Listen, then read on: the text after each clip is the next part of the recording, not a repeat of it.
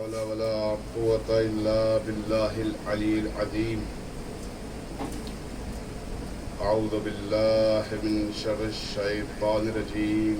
أفضل الذكر بسم الله الرحمن الرحيم. الحمد لله الذي علا في توحده ودنا في تفرده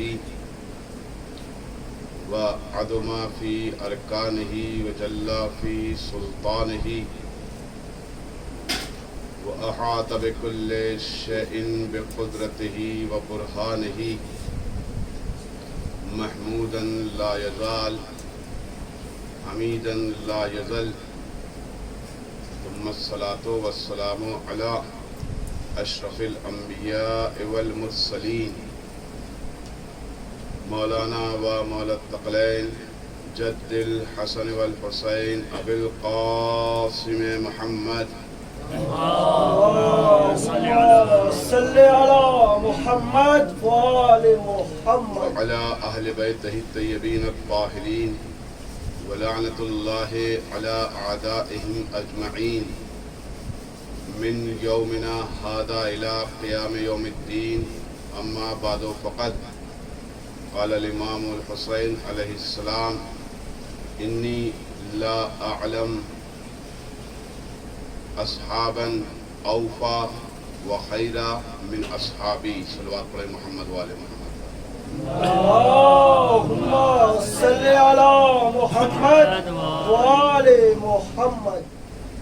اس دنیا میں جتنے بھی عقل مند انسان پائے جاتے ہیں ان کے پاس کوئی نہ کوئی زندگی کا مقصد ہوتا ہے.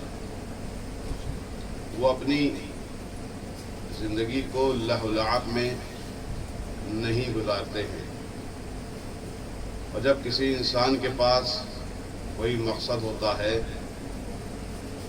تو اپنے مقصد کو پورا کرنے کے لیے، اپنے مقصد کو پائے تکمیل تک پہنچانے کے لیے اس کو چند افراد کی ضرورت پڑتی ہے، کیونکہ کوئی بھی مقصد یا کوئی بھی پیغام اکیلے اس منزل تک نہیں پہنچتا ہے جب تک اس کے ساتھ کچھ ہم فکر افراد نہ ہوں. یہ ہم فکر افراد ہوتے ہیں جو اس کے مقصد کو اچھے طریقے سے پائے تکمیل تک پہنچاتے ہیں. جناب آدم اس دنیا میں مقصد لے کر آئے اور اس مقصد کو آگے پہنچانے کے لیے انہیں چند افراد کی ضرورت پڑی. جناب نوح اس دنیا میں آئے مقصد کے ساتھ اور اس مقصد کو پائے تکمیل تک پہنچانے کے لیے چند افراد کی، کچھ افراد کی ضرورت پڑی. جناب ابراہیم، جناب عیسیٰ، جناب موسیٰ، جناب ہارون، غرض کے تمام انبیاء یا کوئی بھی عقل مند انسان جب اس دنیا میں ہے تو اس کے پاس کوئی نہ کوئی مقصد ہوتا ہے، اور اس مقصد کو پہنچانے کے لیے اس کو عام زمانے میں مین پاور کی ضرورت ہوتی ہے. وہ افراد جو مین پاور جو ہے اس کی، وہ اس کے پیغام کو، اس کے مقصد کو، اس کے مشن کو پائے تکمیل تک پہنچاتے ہیں. رسول اللہ بھی جب اس دنیا میں آئے تو اپنا ایک مقصد لے کر آئے. وہ مقصد لوگوں کی ہدایت کرنا، مقصد لوگوں کو جہالت سے نکال کر علم کی طرف لے کر آنا. اب اس مقصد کو پورا کرنے کے لیے رسول اللہ کو بھی چند افراد کی ضرورت پڑی. یہ وہ افراد تھے جو رسول اللہ کے ساتھ رہا کرتے تھے. ہم فکر افراد کی ضرورت پڑی. یہ وہ افراد تھے رسول اللہ کے ساتھ جا بجا تبلیغ دین کرنے جایا کرتے تھے. انہی کو اصطلاح میں اصحاب کہا جاتا ہے. یہ وہ افراد جن کو اصطلاح میں عام زبان میں اصحاب کہا جاتا ہے. یہ اصحاب رسول خدا کے ساتھ رہتے تھے، تبلیغ دین کر رہے ہیں رسول خدا تو اصحاب ساتھ میں ہیں، جنگ پر جا رہے ہیں رسول خدا تو اصحاب ساتھ میں ہیں، کسی کے یہاں جا رہے ہیں تو رسول خدا کے ساتھ اصحاب ساتھ میں ہیں. غرض کے ہر جگہ پر اصحاب ان کے ساتھ چل رہے ہیں. رسول خدا کے بعد امیر المومنین امیر المومنین نے اپنی امامت کو آگے بڑھانے کے لیے ان کے ساتھ کچھ افراد ہوئے یا ان کو بھی ضرورت پڑی. وہ افراد کون ہیں؟ ان کے اصحاب ہیں جو پیغام امامت کو یا رسالت کو پائے تکمیل تک پہنچانے کے لیے جس چیز کی ضرورت ہے وہ کیا ہے؟ امامت کے پیغام کو پہنچانے کے لیے یہ اصحاب ساتھ ساتھ چل رہے ہیں. جنگ میں، تبلیغ میں، ہر چیز میں یہ اصحاب ساتھ میں ہیں. اسی طریقے سے امام حسن بھی اس کڑی امامت کو آگے بڑھانے کے لیے ان کے ساتھ بھی چند افراد ساتھ میں ہوئے جن کو ان کا صحابی یا ان کے اصحاب کہا جاتا ہے. وہ کیا کر رہے ہیں؟ پیغام امامت کو آگے بڑھانے میں امام حسن کی مدد کر رہے ہیں. اس کے بعد آئے امام حسین کے پاس بھی ایک پیغام، ایک مقصد آپ بارہا سن رہے ہیں، سنتے آ رہے ہیں. علماء ہیں، مجھ سے بہتر جانتے ہیں، تذکراً آپ کے سامنے ذکر کر رہا ہوں، اصلاحاً آپ کے سامنے بیان کر رہا ہوں کہ امام حسین بھی پیغام کے تحت مدینے سے نکلے، ایک مقصد لے کر مدینے سے نکلے. اس مقصد کو پائے تکمیل تک پہنچانے کے لیے امام حسین کے ساتھ چند افراد ساتھ ہوئے جن کو اصحاب امام حسین کہا جاتا ہے. لیکن پیچھے جو 3 افراد یا 3 بزرگ شخصیت گزری، رسول خدا، امیر المومنین، امام حسن، ان کے اصحاب اور ہیں اور امام حسین کے اصحاب اور ہیں. منزلت میں فرق ہے. وجہ کیا ہے کہ یہ جب پیغام لے کر آئے تھے یا اپنے پیغام کو آگے بڑھا رہے تھے تو وہ مشکلات نہیں تھیں ان کے اصحاب کے سامنے جو مشکلات اصحاب امام حسین کے سامنے تھیں. فرق ہے. جنگ پر جب رسول خدا، جنگ احد، جنگ بدر، جتنی بھی جنگیں ہوئی ہیں رسول خدا کی زندگی میں، جب جنگ پر لے کر جا رہے ہیں تو جنگ پر وہ افراد جا رہے ہیں جو صاحب استطاعت ہیں، صاحب قوت ہیں، صاحب مال ہیں. وہ جنگ پر جا رہے ہیں، بلکہ ان کو اجازت بھی ہے کہ اگر تم نہیں جانا چاہتے ہو، تمہارے پاس کوئی ذمہ داری ہے تو اس ذمہ داری کو پورا کر لو، میرے ساتھ جنگ پر نہ چلو. یہ جب جنگ پر جا رہے تھے تو ان کو 100% یہ یقین نہیں تھا کہ یہ مار دیے جائیں گے اور 100% یہ بھی یقین نہیں تھا کہ یہ واپس آ جائیں گے. جتنے بھی امام حسن تک جتنے بھی اصحاب امام حسن کے ہوں، چاہے امیر المومنین کے ہوں یا رسول خدا کے ہوں، جنگ پر گئے ہیں تو نہ یہ یقین تھا کہ مار دیے جائیں گے اور نہ یہ یقین تھا کہ واپس آ جائیں گے. لیکن اصحاب امام حسین وہ ہیں کہ جو کربلا میں گئے ہیں تو ان کو یقین ہے کہ کل شہید کر دیے جائیں گے. یہ فرق. دوسرا فرق یہ ہے کہ جو یہ اصحاب امام حسن، امیر المومنین، رسول خدا ہیں، جب یہ جنگ پر جاتے تھے تو سیر و سیراب ہو کے جاتے تھے.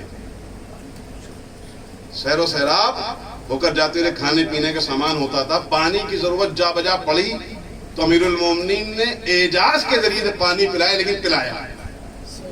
یہ بھی واقعات ملتے ہیں نا کہ بھائی پانی نہیں ہے، ہم جنگ نہیں کریں گے، پتھر ہٹایا، پانی نکل آیا، پانی پلا دیا. ٹھیک ہے نا.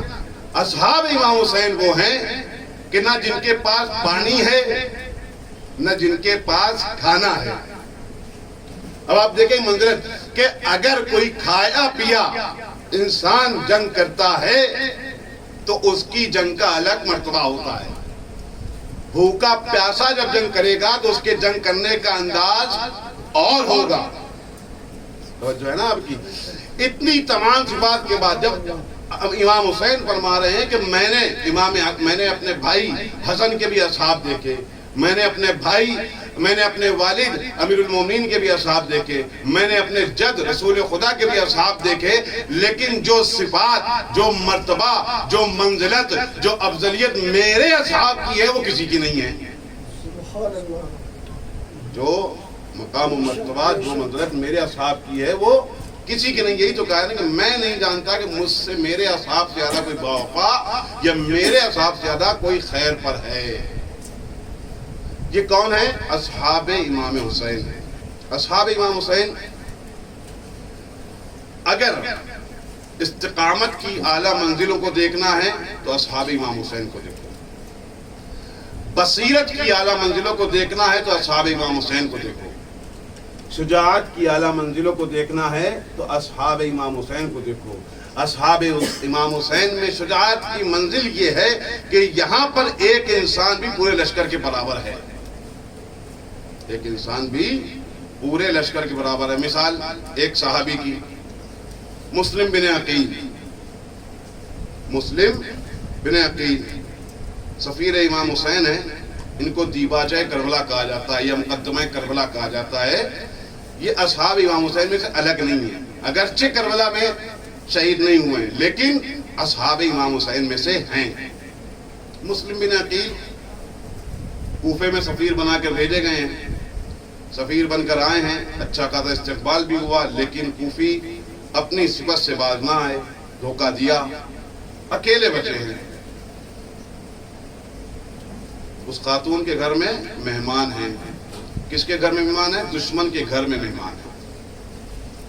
لیکن اصحاب امام حسین کی صفت یہ بھی ہے کہ انہوں نے جب یہ کہہ دیا کہ ہمارا رب اللہ ہے، الذین قالوا ربنا اللہ ثم استقاموا فلا خوف علیہم ولا هم یحزنون، یہ اس آیت کے ابرز مصداق اگر کوئی ہیں تو اصحاب امام حسین ہیں کہ جب انہوں نے یہ مان لیا کہ ہمارا رب اللہ ہے تو وہ اس پر مستقیم ہو گئے، استقامت کے ساتھ ڈٹے رہے۔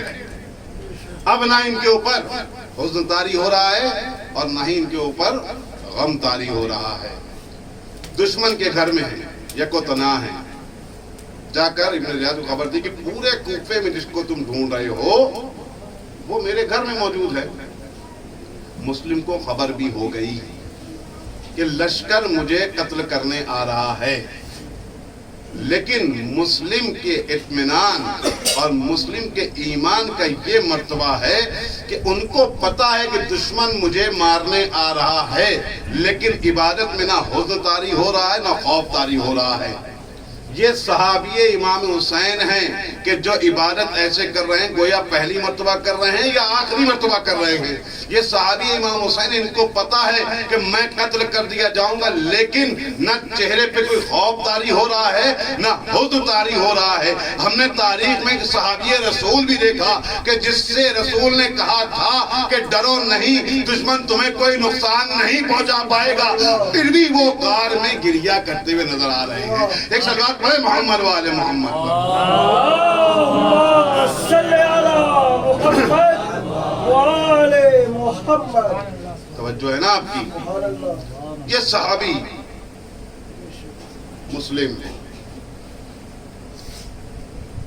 کیا مرتبہ ہے؟ اکیلے ہیں۔ ابراہیم بھی اکیلے تھے، اپنی قوم کے مقابلے میں ابراہیم بھی اکیلے تھے، لیکن ابراہیم کے لیے خدا بند عالم نے کہا اِنَّا ابراہیم لَكَانَ أُمَّةً وَاحِدَةً۔ اکیلے ہیں ابراہیم، لیکن ابراہیم کے لیے کہا کہ ابراہیم ایک امت کے برابر ہیں۔ یہی حال ہے جناب مسلم بن عقیل کا۔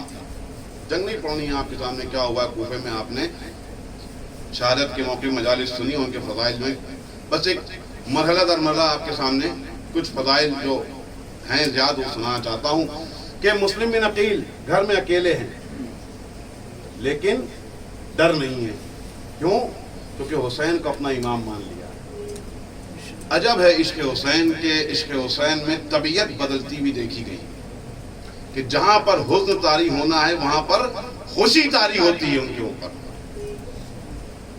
دیکھیں کہ اب یہ جب پتہ چل گیا کہ لشکر آ رہا ہے شہید کرنے کے لیے، قتل کرنے کے لیے، یہ چاہتے تو اپنے آپ کو کسی محفوظ جگہ پر لے جا سکتے تھے، لیکن کیونکہ شہادت کا مرتبہ پتہ ہے، جام شہادت پینے کا شوق ہے، لہذا جنگ کرنے کے لیے آمادہ ہے۔ لیکن جنگ بھی کیسے کی ہے؟ اصولوں کے ساتھ۔ جنگ گھر کے اندر کر رہے تھے نا، اور اس عورت نے کہا بھی تھا کہ آپ اگر اندر رہیں گے تو آپ کے اوپر حملہ ایک طرف سے ہوگا، لہذا آپ گھر کے اندر سے جنگ کریں گے تو زیادہ محفوظ رہیں گے۔ لیکن کیونکہ یہاں پر عورت کی عزت و ناموس کی بات تھی تو یہی جواب دیا تھا نا کہ اگر میں گھر کے اندر جنگ کروں گا تو یہ فوج اتنی ظالم اور اتنی شقی ہے کہ گھر کے اندر آ جائے گی اور تیرا حجاب باقی نہیں نکلے باہر۔ گلیوں میں جنگ کر رہے ہیں، جنگ کرتے کرتے شروع میں 300 آدمی بھیجے گئے تھے کہ مسلم ہیں، اکیلے ہیں، کیا کر لیں گے۔ 300 آدمی بھیجے گئے۔ سپہ سالار نے کہا ابن زیاد کو بھجوایا خط یا قاصد کہ بھائی اور فوج بھیجو، 300 آدمی اور بھیج دیے گئے، وہ بھی کم پڑ گئے۔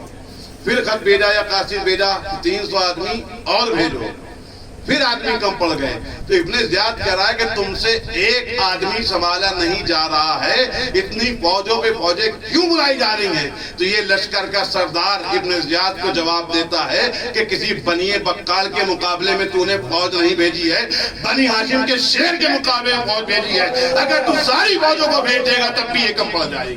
صلوات پڑھے محمد والے محمد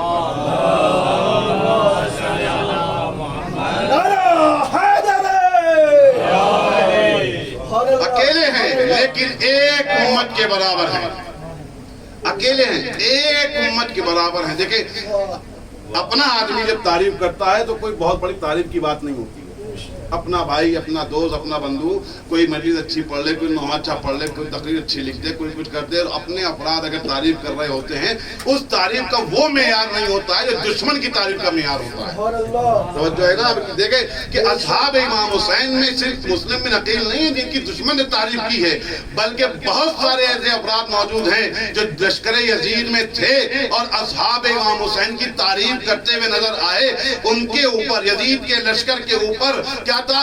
دبدبہ طاری تھا کہ یہ جو لوگ ہیں یہ 72 ہیں، یہ اکیلے ہیں، کوئی بوڑھا ہے، کوئی بچہ ہے، کوئی کمسن ہے، کوئی جوان ہے، لیکن یہ اکیلے ہیں، ہماری ہزاروں کی فوج پر طاری ہو جا رہے ہیں۔ اسی طرح سے ایک لشکر یزید کا ایک سپاہی جب جنگ ختم ہو گئی، جنگ ختم ہونے کے بعد وہ اپنے گھر پہنچا۔ جب گھر پہنچا تو اس کی بیوی نے اس سے کہا کہ تمہیں شرم نہیں آئی کہ تم نے رسول کے نواسے کو شہید کر دیا؟ تو بجائے اس کے کہ شرمندہ ہوتا، یہ اپنی بیوی کے سامنے اصحاب امام حسین کی شجاعت کے قصے سنا رہا ہے۔ دیکھیں دشمن ہے، جنگ کر کے آ رہا ہے، یہ کہہ رہا ہے طارت علینا اصابتم ایدیہا علی مقابض سیوفہا کا اسود الداریہ، کہ یہ وہ قوم تھی جو ہم پر ٹوٹ پڑی۔ یہ کون سی قوم تھی؟ یہ وہ قوم تھی کہ جن کی کلائیاں، جن کی انگلیاں ان کی تلواروں کے ہتھے پر اس طریقے سے چپکی ہوئی تھی جس طریقے سے ایک بھوکے شیر کے شکنجے میں کوئی شکار چپک جاتا ہے۔ کا اسود الداریہ، بھوکے شیر کے پنجے میں یا بھوکے شیر کے شکنجے میں جس طریقے سے کوئی شکار جب پھنس جاتا ہے، ان کے ہاتھوں میں، ان کی کلائیوں میں، ان کی تلواروں کی ہتھے، ان کی تلواروں کے ہتھے اس میں ایسے چپکے ہوئے تھے۔ یہ کب کا عالم ہے؟ جب یہ بھوکے اور پیاسے تھے، ٹھیک ہے۔ اور اس نے کیا کہا؟ اس نے کہا کہ تحطم الفرسان یمینا و شمالا، کہ یہ وہ تھے جو اکیلے تھے لیکن ہمارے بہادروں کو کبھی دائیں پھینک رہے تھے، کبھی بائیں پھینک رہے تھے۔ ان کو ہمارے جو فرسان کو، ہمارے بہادروں کو، اور فرسان بہادر کو بھی کہا جاتا ہے یا گھوڑے کی جمع کو بھی کہا جاتا ہے، یعنی یہ ایسے حملہ کر رہے تھے کہ ہمارے گھوڑے کبھی دائیں بھاگ رہے تھے، کبھی بائیں بھاگ رہے تھے۔ اس بات پڑھے محمد والے محمد پر۔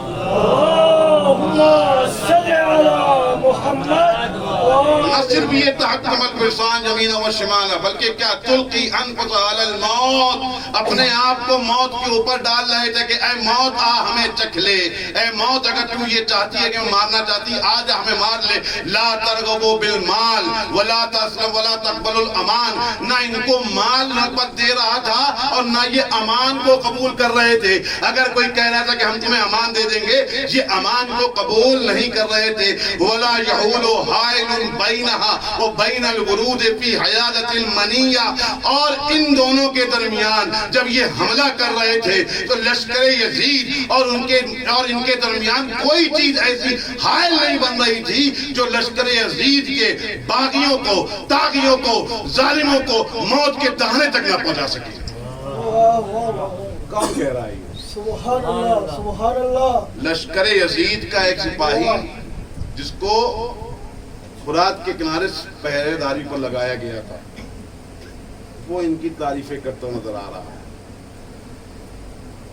جابر بن کعب، یہ بھی ایک سپاہی ہے لشکر کا، یہ بھی گھر پہنچے۔ ہے ان کی شجاعت، حالانکہ شجاعت نہیں تھی، ان کی مردانگی، مرد بھی نہیں تھے، ان کے لیے لفظ استعمال نہیں کیا جاتا مرد و شجاعت کا، کہ ان کی عورتوں میں ان سے زیادہ غیرت تھی، بہت سارے افراد جن واقعی ملا کہ عورتوں نے اور گھر والوں نے ان کو دھتکارا ہے، اور کام بھی ایسا کہہ رہا ہے کہ تا قیامت ان کو دھتکارا جائے گا، دھتکارے جا رہے ہیں۔ بے شک بے شک توجہ ہے نا آپ کی؟ دیکھیں وہ یہ پہنچے پھر گھر اپنے، جابر بن کعب گھر پہنچے، گھر میں دھتکارے کہ تمہیں شرم نہیں آئی؟ تم نے رسول کے فرزند کو، رسول کے نواسے کو شہید کر دیا۔ اب انہوں نے تو عام زبان میں سنا دیا تھا، اب یہ بیوی کو تھوڑا سا سمجھانے کے لیے شعر و شاعری میں سمجھا رہے ہیں۔ انہوں نے شعر پڑھا، لم ترا عینی مثلہم فی زمانہم ولا قبلہم فی الناس اذ انا یافع اشد قراءً بالسیوف اذ وغا لدى الوغا الا من یحمی زہارا فراغو۔ یہ کہہ رہے ہیں کہ میری آنکھوں نے، لم ترا عینی مثلہم فی زمانہم، نہ اس دور میں میری آنکھوں نے ان جیسے بہادر دیکھے، ولا قبلہم فی الناس اذ انا یافع، یافع اس منزل کو کہا جاتا ہے عربی میں جب انسان بڑا ہو رہا ہوتا ہے، بلوغ کے بعد سے لے کر جس عمر تک وہ ہے وہاں تک پہنچنے کی منزل کو یافع کہا جاتا ہے۔ یعنی نہ میں نے دور حاضر میں ان جیسے بہادر دیکھے اور نہ میں نے بچپنے سے آج تک ان جیسے بہادر دیکھے۔ یہ پہلا مصرع ان کا۔ دوسرا مصرع اشد قراءً بالسیوف لدى الوغا، جب یہ حملہ کر رہے ہیں، قراءً کسے کہتے ہیں؟ قراءً ایک ایسا پرندہ ہے کہ جس کے دو انگلیاں آگے ہوتی ہیں اور دو انگلیاں پیچھے ہوتی ہیں۔ ہمارے ایک پیچھے انگلی، یہ چار آگے ہیں، لیکن قراء وہ پرندہ ہوتا ہے کہ جس کی دو انگلیاں آگے ہیں اور دو انگلیاں پیچھے ہیں۔ اس کا مطلب کیا ہے؟ دیکھیں اس نے تعبیر کیا استعمال کی ہے، اشد قراءً، وہ قراء وہ پرندہ کیا کرتا ہے کہ جب کسی چیز کو پکڑتا ہے تو وہ پکڑنے میں شدت سختی آ جاتی ہے، یعنی جب وہ دو انگلی آگے ہوں گی اور دو انگلی پیچھے ہوں گی تو اس سے کوئی چیز چھڑائی نہیں جا سکے گی۔ تو کہہ رہا اشد قراءً بالسیوف لدى الوغا کہ جس وقت یہ حملہ کر رہے تھے قراء سے زیادہ ان کی ہاتھوں کی انگلیوں میں ان کی تلواریں ٹکی ہوئی تھی۔ ابھی دیکھیں آپ کے بھائی دو انگلی آگے دو انگلی پیچھے جب پکڑ لیا تو پھر کوئی چھڑا نہیں سکتا ہے۔ کبھی کبھی ہم جب مضبوطی کوئی چیز پکڑنا چاہتے ہیں ایسے پکڑتے ہیں تاکہ ہمارے ہاتھوں سے وہ چیز چھوٹ نہ سکے، لہذا اس نے کہا اشد قراءً بالسیوف لدى الوغا الا من یحمی الزہار الفراق، کہ یہ وہ لوگ تھے جو زہار کہتے ہیں حرم کو، زہار کہتے ہیں اہل کو، کہ یہ اپنے اہل کی قتل و قتال کے ذریعے سے حفاظت کر رہے تھے۔ قد صبروا بالضرب والطعن حسرا، کہ ہم نے ان کو طعن و تشنیع بھی کی، ہم نے ان کو مارا بھی، لیکن انہوں نے ہماری طعن و تشنیع، ہمارے زخموں کو حسرت کے ساتھ صبر کیا۔ حسرا کا لفظ استعمال کیا، یعنی جب کہیں کسی کو تحقیر کیا جاتا ہے، ذلیل کیا جاتا ہے، کبھی کبھی طعن و تشنیع جو ہوتی ہے تحقیر و تذلیل کرنے کی جاتی ہے، تو کہہ رہے ہم ان کی حقارت بھی کر رہے تھے، ہم ان کو ذلیل بھی کر رہے تھے، لیکن اس حقارت اور ذلیل کرنے کے باوجود بھی یہ ہمارے اس فعل پر صبر کر رہے تھے۔ قد نازلوا لو ان کانا نافعو، اب یہ کہہ رہا اپنے والوں پر سے، کیونکہ جنگ کیسے ہو رہی تھی؟ جنگ کیسے ہو رہی تھی؟ شروعات میں ایک کے مقابلے میں ایک آ رہا تھا، لیکن جب یہ دیکھ رہے تھے کہ ایک نہیں سنبھالا جا رہا ہے تو 5 ہوتے تھے، 10 ہوتے تھے، 50 ہوتے تھے، پھر ایک ساتھ مل کر حملہ کرتے تھے۔ یہی طریقہ تھا نا۔ اس کے بارے میں آگے جو ہے وہ ایک سپہ سالار بیان کرتا ہے، آپ کے سامنے عرض کروں گا کہ قد نازلوا لو ان کان نافعو، کہ ہمارے فوج والے ان سے ایک کے بدلے میں ایک بھی جنگ کرتے۔ نازلو کا مطلب ہوتا ہے چہرے در چہرہ جنگ کرنا، ایک کے مقابلے میں ایک جنگ کرنا۔ اذ لو کانا نافع، اگر یہ ایک کے مقابلے میں ایک جنگ کرنا ہمارے لیے فائدے مند ہوتی تو ہم ایک کے مقابلے میں ایک جنگ کرتے، لیکن کیونکہ یہ ہمارے ایک ہمارے 100 پر بھاری تھے، لہذا ہم ان سے جنگ نہیں کر پائے۔ یہ مفہوم شعر۔ دشمن کون تعریف کر رہا ہے؟ دشمن تعریف کر رہا ہے۔ آگے اور حجاج جو لشکر یزید کے میمنے کا سردار تھا، اس نے جنگ کے دوران، یہ تو جنگ کے بعد تھے، اس نے جنگ کے دوران اپنے لشکر کو مخاطب ہو کے کہا اتدرون من تقاتلون. جب حملہ ہو رہا تھا اور حملے میں جب ایک دوسرے بھاگ رہے تھے میدان چھوڑ کر، تو ان کو شجاعت دلانے کے لیے، ان کو ابھارنے کے لیے کہہ رہا کہ تم جانتے ہو تم کس سے مقابلہ کر رہے ہو، کس کے ساتھ مقاتلہ کر رہے ہو. ہم اہل البصائر، ہم اہل المصر، ہم فرسان المصر، ہم قوما مستتیمین. یہ وہ لوگ ہیں جو اہل بصائر ہیں، اہل بصیرت ہیں. یہ وہ ہیں جو فرسان المصر، مصر سے مراد یہاں پر شہر، علاقہ، مدینہ جو بھی آپ لے لیں اس کو مصر کے معنی ہے کہ یہ جو ہیں صاحب بصیرت ہیں. ان سے جنگ کرنا ہے تو ایک کے مقابلے میں ایک نہیں کر سکتے ہو. یہ فرسان المصر ہیں، اپنے اپنے علاقے کے بہادر ہیں. ان سے ایک کے مقابلے میں ایک جنگ نہیں کر سکتے ہو. ہم قوم مستتیمین، یہ وہ قوم ہیں کہ جو اپنے فیصلے میں ڈٹے ہوئے ہیں، اپنی شجاعت میں ثابت قدم ہیں. یہ جوش میں ضرور ہیں لیکن انہوں نے اپنا ہوش نہیں کھویا ہے. قوم مستتیمین، مستتیم اس قوم کو کہا جاتا ہے جس کے اندر ہوش تو پایا جاتا ہے لیکن جوش تو پایا، لیکن جوش کے اندر ہوش بھی ہو. جو اپنے فیصلے میں ثابت قدم ہوں، جو اپنی شجاعت میں ثابت قدم ہیں، یہ وہ لوگ ہیں. لا يرد احد منکم الا قتلوه على قتلهم. اگر تم ایک کے مقابلے میں ایک جاؤ گے تو ان کو قتل کرنے جاؤ گے، تم کو قتل کر دیں گے. ان کو قتل کرنے جاؤ گے، یہ تمہیں قتل کر دیں گے. یہ فضیلت، یہ مرتبہ، یہ مقام اصحاب امام حسین، میں نے آپ کے سامنے عرض کیا کہ شجاعت کی اعلیٰ منزلوں کو دیکھنا ہے تو اصحاب امام حسین، بصیرت کی اعلیٰ منزلوں کو دیکھنا ہے اصحاب امام حسین، علم کی اعلیٰ منزلوں کو دیکھنا ہے اصحاب امام حسین. اور ایک فرق دیگر ائمہ یا رسول کے اصحاب میں یہ ہے اور امام حسین کے اصحاب میں یہ ہے کہ جب کبھی جنگ ہوتی تھی، اصحاب رسول، اصحاب امیر المومنین، اصحاب امام حسن، خاص طور سے امیر المومنین و اصحاب رسول خدا، کہ جب یہ جنگ پر جاتے تھے سیر و سیراب رہتے تھے، بالکل ایک دم تر و تازہ رہا کرتے تھے. فرق یہ ہے اصحاب امام حسین اور اصحاب رسول خدا یا اصحاب امیر المومنین نے، یا خاص طور سے اصحاب رسول میں، کہ جب کبھی بھی جنگ پہ جایا کرتے تھے رسول خدا اپنے صحابیوں میں سے کہتے تھے کہ کون ہے جو جنگ کرنے جائے گا، کون ہے جو جنگ کرنے جائے گا. یہ دھیرے دھیرے پیچھے ہٹ جایا کرتے تھے. لیکن اصحاب امام حسین وہ ہیں کہ جب ان کو بتا دیا گیا کہ کل تم کو شہید کر دیا جائے گا تو ہر آدمی ایک دوسرے پہ سبقت کرنے کے لیے آگے آ رہا ہے. حبیب کہہ رہے ہیں مسلم سے پہلے جائیں گے، مسلم کہہ رہے ہیں زہرقین سے پہلے جائیں گے، زہرقین کہہ رہے ہیں کہ شبیب شاکری سے پہلے جائیں گے. ایک صلوات پڑھے محمد و آل محمد پر.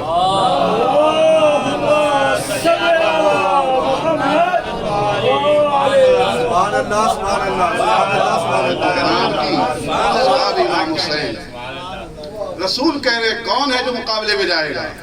یہ چوری چپے پیچھے چلے آ رہے ہیں، اور جبکہ بارہا رسول خدا نے ان سے جنت کی ضمانت بھی لی ہے. بارہا رسول کی تعبیر یہ ہوا کرتی تھی کہ جاؤ گے واپس لوٹ جاؤ گے. لیکن یہ اتنے ڈرپوک تھے کہ ان کی ماں کے دودھ میں اتنا اثر نہیں تھا کہ سامنے جو آ رہا ہے وہ بھی بزدل ہے، لیکن اس کے باوجود بھی جنگ پہ مقابلہ کرنے نہیں جا رہے ہیں. اور ادھر اصحاب حسین میں چھوٹے چھوٹے کم سن بچے ہیں جن کے باپ شہید ہو گئے ہیں، لیکن ماں نے باپ کی تلوار، باپ کی زرہ اپنے بچوں کو پہنا اور کہا ہے کہ جا کر نصرت امام حسین کرو. یہ مرتبہ، یہ عجیب عشق میں گرفتار ہو چکے تھے کہ ان کو اس کے علاوہ کچھ اور دکھ ہی نہیں رہا تھا. عشق امام حسین، میں نے آپ کے سامنے، طبیعت بدل جایا کرتی ہے. عشق امام حسین میں طبیعت نے اپنا مزاج بدلا ہے. طبیعت نے مزاج کیسے بدلا ہے کہ جیسے جیسے انسان پر تھکن طاری ہوتی ہے اس کا جسم ساتھ دینا چھوڑ دیتا ہے. جیسے جیسے انسان بھوکا ہوتا جاتا ہے اس کی طاقت ساتھ دینا چھوڑ دیتی ہے. جیسے جیسے انسان پیاسا ہوتا جاتا ہے اس کی ہمت ساتھ دینا چھوڑ دیتی ہے. لیکن یہ اصحاب امام حسین ہیں، تھکن بھی ان پہ طاری ہے، بھوکے بھی ہیں، پیاسے بھی ہیں، لیکن اس بھوک اور پیاس کے بعد بھی جب ایک ایک آدمی جا رہا ہے تو کوئی 100 کو واصل جہنم کر کے آ رہا ہے، کوئی 80 کو واصل جہنم کر کے آ رہا ہے، کوئی سینکڑوں کو واصل جہنم کر کے آ رہا ہے. تاریخ آپ پڑھتے رہتے ہیں، زہیر بن قین اکیلے نے 120 لشکر یزید میں سے لوگوں کو واصل جہنم کیا. اکیلے زہیر ابن قین نے. اور باقی اصحاب آپ پڑھتے رہتے ہیں. کسی نے 80 کو کیا ہے, کسی نے 85 کو کیا ہے, کسی نے 150 کو کیا ہے. خود امام حسین نے جانے کتنے سینکڑوں. جبکہ بھوکے بھی ہیں, پیاسے بھی ہیں, تھکن بھی ہے, لیکن عشق حسین کے آگے کسی چیز کا اثر نہیں ہو رہا. عشق حسین کے آگے کسی چیز کا اثر نہیں ہو رہا. شب عاشور بیعت اٹھا لی. بیعت اٹھانے کے بعد کہا کہ میں جنت کی ضمانت لے رہا ہوں, تم چاہو تو جا سکتے ہو, تاکہ جب میں صدا استغاثہ بلند کروں تو تم پر واجب نہ ہو جائے میری نصرت کرنا. چراغ بجھا, سب اپنی جگہ بیٹھے ہوئے تھے. چراغ جلا, سب کی تلواریں گردن. یہ عشق نہیں تو کیا ہے؟ اور ہر آدمی ایک سے ایک بڑھ کر بہانہ بنا رہا ہے امام حسین کے ساتھ جنگ لڑنے کے لیے. سب سے پہلے مولا عباس, اے میرے سید و سردار, اے میرے آقا, آپ ہم سے کہہ رہے ہیں کہ ہم آپ کو چھوڑ کر چلے جائیں. ہم جب لوٹ کر جائیں گے اپنے قبیلے والوں کو, اپنے قوم کے لوگوں کو کیا جواب دیں گے کہ کس کو چھوڑ کر آئے ہو؟ زہیر ابن قین جنہوں نے 120 لشکریوں کو واصل جہنم کیا, وہ کہتے ہیں کہ اے میرے آقا, اے میرے سید و سردار, اگر مجھے قتل کیا جائے, مشہور جملہ ہے نا, مجھے قتل کیا جائے, مجھے زندہ کیا جائے, پھر قتل کیا جائے, پھر زندہ کیا جائے, پھر میرے ذرے ذرے کر دیے جائیں, مجھے جلا دیا جائے, میرے ذروں کو ہوا میں اڑا دیا جائے, میں تب بھی آپ کی بیعت سے باز نہیں آؤں گا. اور یہ تو ایک مرتبہ ہے, اگر مجھے 1000 مرتبہ آپ کے ساتھ زندگی جینے کا موقع ملے تو میں 1000 مرتبہ یہی فعل انجام دوں گا. عشق حسین میں ہر چیز آدمی بھولا جا رہا ہے. انسان کے لیے سب سے عزیز اس کی دولت ہوتی ہے, جو ارکین دولت چھوڑ کر آئے ہیں. انسان کے لیے عزیز اس کی ماں یا اس کی زوجہ ہوتی ہے شادی کے بعد, زوجہ کو چھوڑ کر آ رہے ہیں زہیر قین. انسان کے لیے عزیز اس کی اولاد ہوتی ہے, اولاد میں بھی عام طور سے بیٹا عزیز ہوتا ہے نا. سعید امام حسین کے ساتھ ہیں. امام حسین ساتھ ہونے کا پتہ چلا کہ رے میں ان کے بیٹے کو گرفتار کر لیا گیا. امام حسین نے کہا کہ میں اپنی بیعت اٹھا رہا ہوں تم پر سے, تمہارے لیے ضروری ہے کہ تم جا کر اپنے بیٹے کو کیسے آزاد کراؤ. جواب سنے سعید کا, اکلتنی السبع ان فارقتک, یہ جنگلی جانور مجھے کھا جائیں اگر میں آپ کو چھوڑ کر چلا جاؤں گا. ایک بیٹا کیا امام, اس جیسے ہزاروں سینکڑوں بیٹے آپ پر قربان. کربلا میں یہی ہو رہا تھا. نہ کسی کے لیے مال و دولت عزیز تھی, نہ کسی کے لیے اولاد عزیز تھی. عزاداران مظلوم کربلا, 5 محرم کا آدھا دن گزر چکا ہے.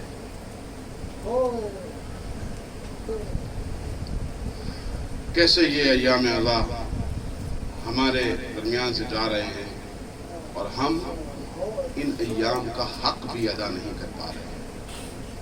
آپ کے سامنے عرض کیا نا کہ عشق حسین میں نہ مال دولت دکھ رہی ہے, نہ اولاد دکھ رہی ہے. نہ کل کے لوگوں کو جو اصحاب امام حسین سے دکھے, نہ آج بھی اگر کسی کو امام حسین پہ اولاد قربان کرنی ہے, دولت قربان کرنی کر رہا ہے.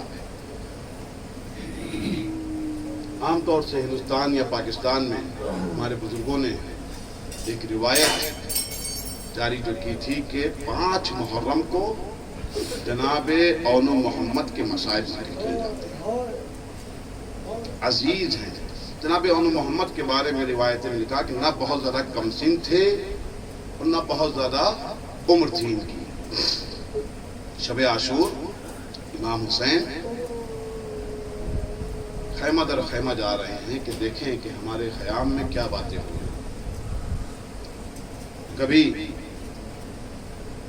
جناب قاسم کے خیمے کے پاس ام فروا قاسم سے کہہ رہی ہیں کہ بیٹا قاسم تمہارے بابا نہیں ہیں، میری طرف سے اگر نصرت کرنا ہے تو تمہیں نصرت کرنا ہے۔ دیکھو صبح عاشور نمودار ہوتے ہی تمہیں اپنے چچا جان پر قربان ہونا ہے۔ بیوہ اور یتیم، بیوہ کے لیے سب سے بڑا سہارا اس کا بیٹا ہوتا ہے۔ مفروا بیوہ ہے، قاسم یتیم ہے، کمسنی کا عالم ہے، لیکن کیا کہا کہ دیکھو صبح جب ہو جائے تو علی اکبر سے پہلے تمہیں قربان ہونا ہے، اون محمد سے پہلے تمہیں قربان ہونا ہے۔ دیکھو مجھے شکایت کا موقع نہیں دینا۔ آگے بڑھے، روایت اللہ کہ جناب رباب جناب علی اصغر کے جھولے کو چلا رہی ہیں اور ان سے باتیں کر رہی ہیں کہ اے بیٹا علی اصغر، تم چھوٹے ضرور ہو لیکن حجت خدا تو ہو،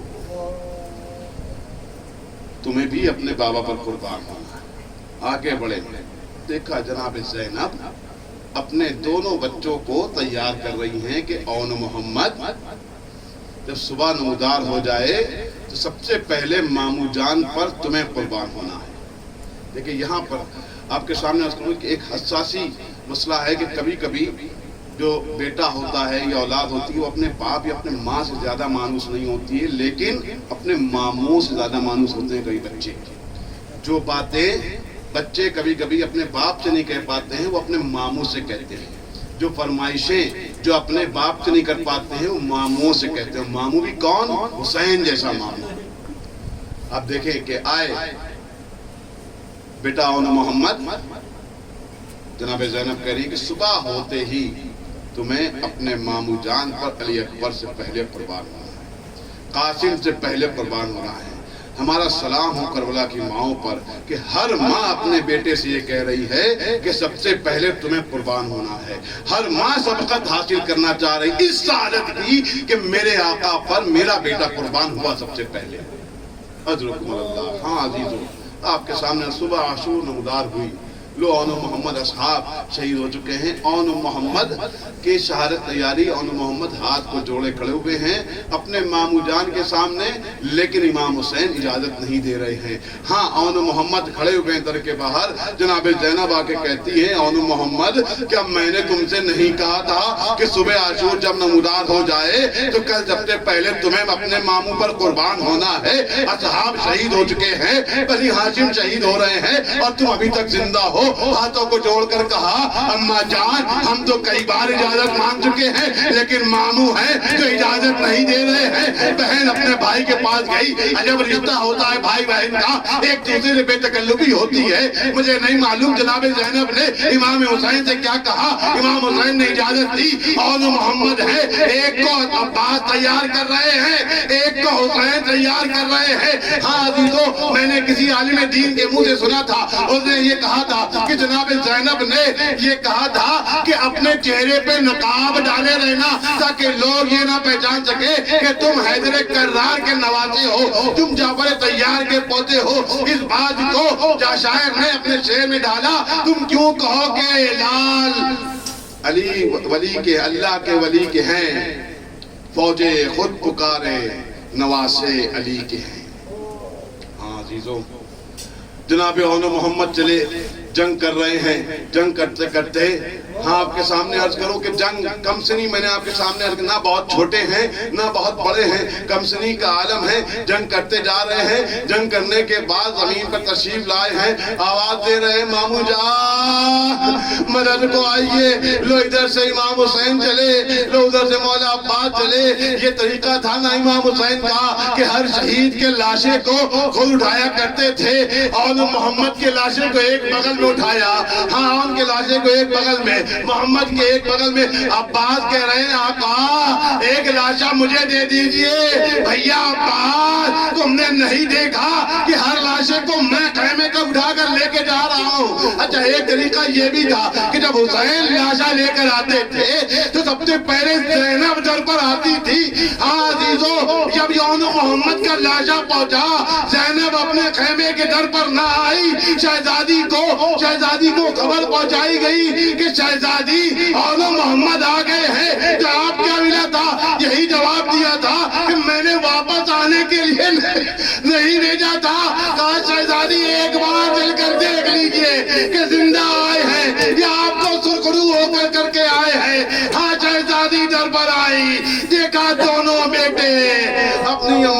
سرخرو کرتے ہوئے